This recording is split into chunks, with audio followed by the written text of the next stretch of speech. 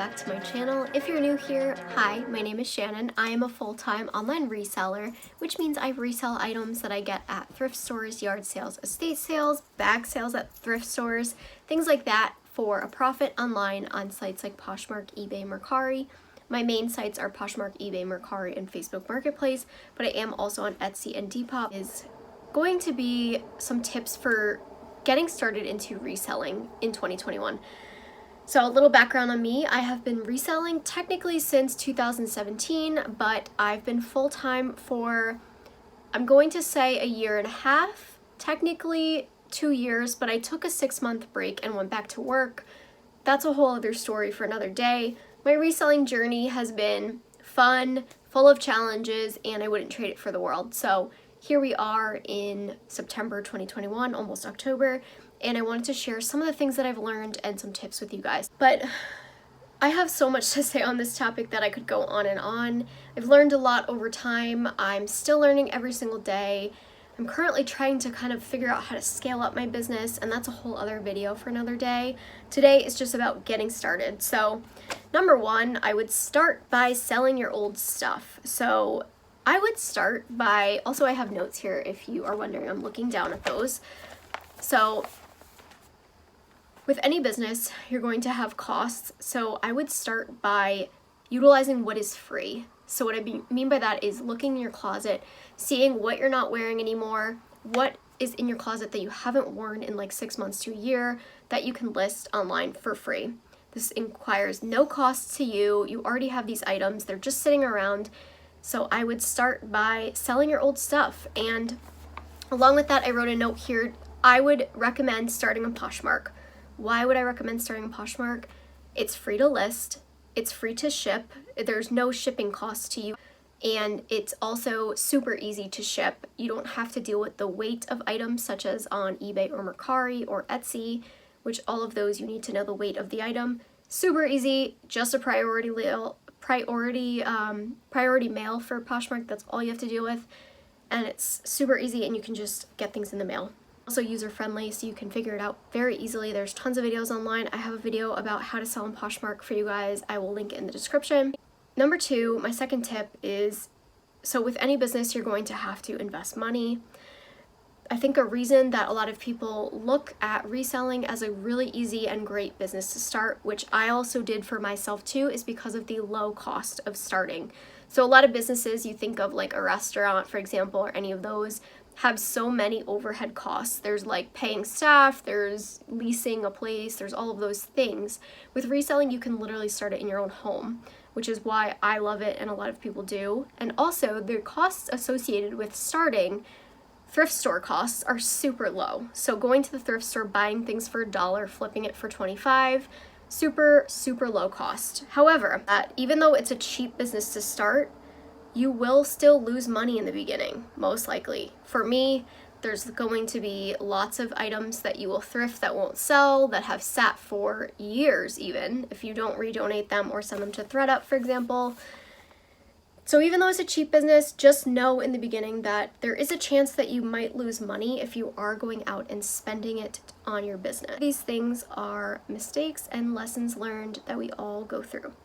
Number three, consume all the free knowledge on YouTube. I have a lot of free video. Every video of mine is free, and on YouTube most videos are free, but please, whatever you do, do not fall for those reselling gurus on here. It drives me insane when I see those videos about like drop shipping and what to do, what not to do, and most of these people, 90%, are selling courses to you that they want you to pay money for.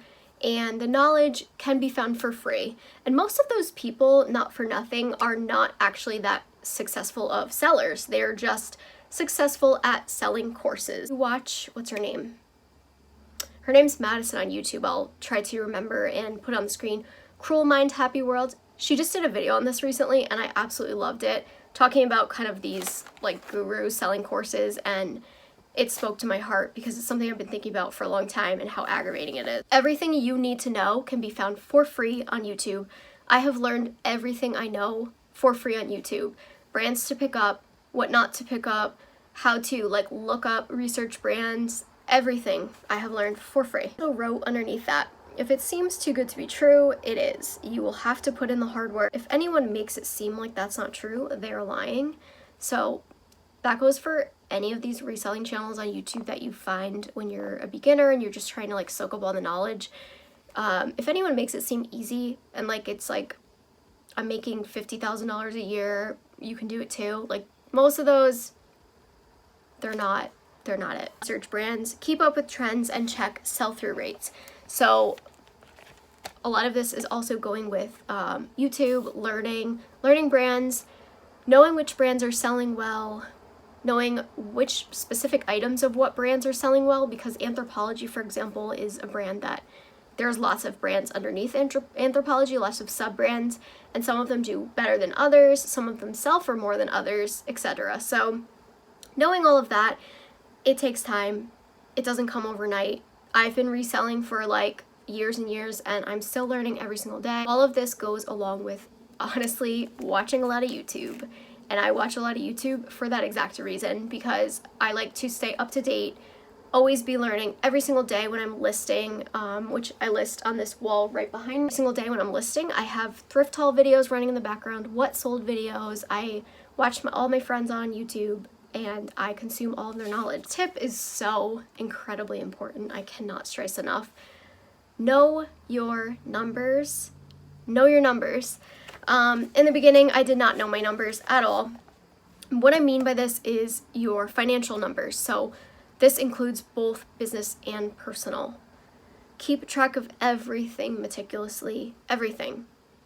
Every single dollar spent, whether it's shipping tape, poly mailer. The other day I went to the store to get batteries for a calculator that I needed to see if it worked.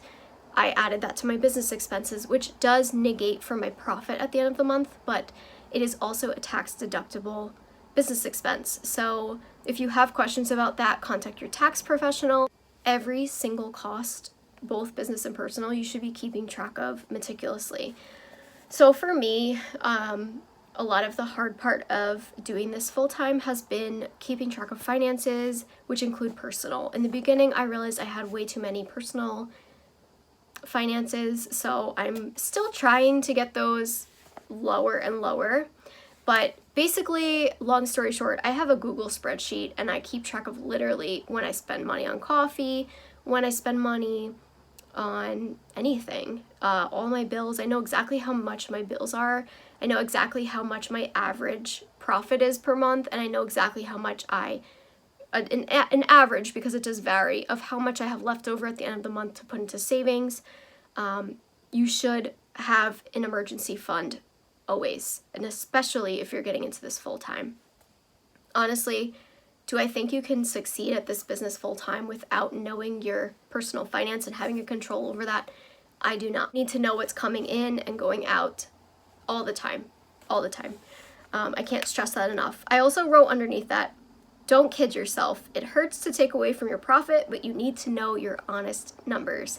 In the very beginning, I would kind of skim over things and be like, oh, I didn't really need to write that shipping tape. It was only $10. I'll just skip over it. And I might not have necessarily added it onto my profit because I didn't want to see that negated at the end of the month to myself. I wasn't really understanding my exact amount that I was making every month. So that's super important. My next tip is to get a shipping scale or lose money. In the beginning, I did not have a shipping scale.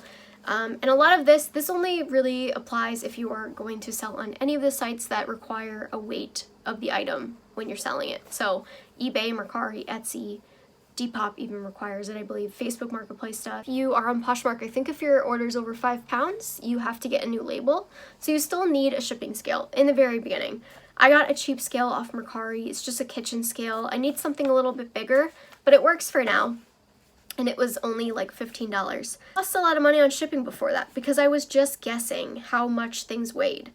And also when you start to get a scale, when you do get a scale and you start to weigh things and constantly ship things, it'll make you aware of how much things weigh, and it'll kind of help you with your listing process. So for example, for t-shirts, now I know that they weigh anywhere from like, I want to say 5 to 8 ounces, depending on if it's like a bigger size. So I kind of am able to list easier on eBay because of that, so I can kind of guesstimate how much each thing weighs. So that will help with that too. My last tip for now is that motivation will come and go. It is completely normal. So this is something that, especially if you're doing this full-time, or if you want to do this full-time, it is something that you need to know is that every day is not going to be a stellar sales day, and motivation does come and go. Along with that, I have read actual studies, scientific studies that have linked being self-employed with having higher rates of depression and mental health issues, and that is something that I have noticed kind of comes and goes a little bit. Mine is very mild. It is very mild, thank God. But it is there at times. I struggled with it last summer, for example.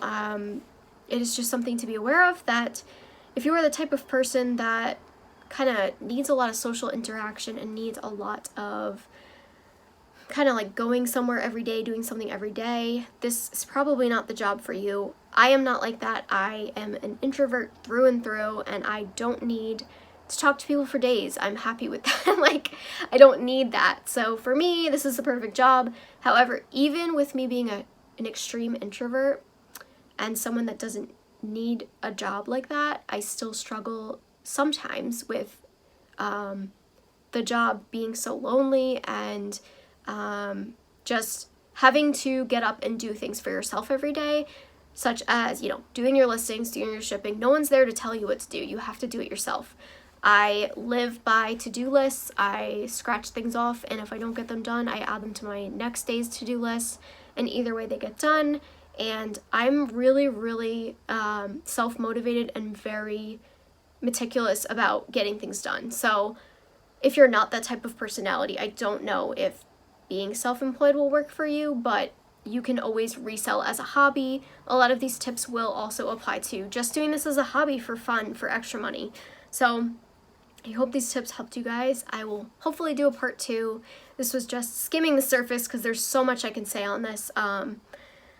But maybe I'll do part 2. Let me know if you guys want a part 2 of this. I hope it helped in some way. And if you have any questions about reselling and getting started, let me know. I have all my favorite tools linked below. They are Amazon affiliate links. If you see anything you like, those are things I use every single day. You don't need the fancy things to get started. I should have also said that in the beginning. But these things do help. You don't need them though. You can print your labels on a normal printer. Use what's free first. But if you are looking to scale up and you think you see something in the description you like, you can click there and it's a link for you guys, as well as List Perfectly, which is a cross-posting tool I use every day. But you don't need that to get started. So let me know what you guys think and what your tips are. And if you have any questions, let me know in the comments below. Thanks so much for watching, guys. I will see you in the next one. Bye!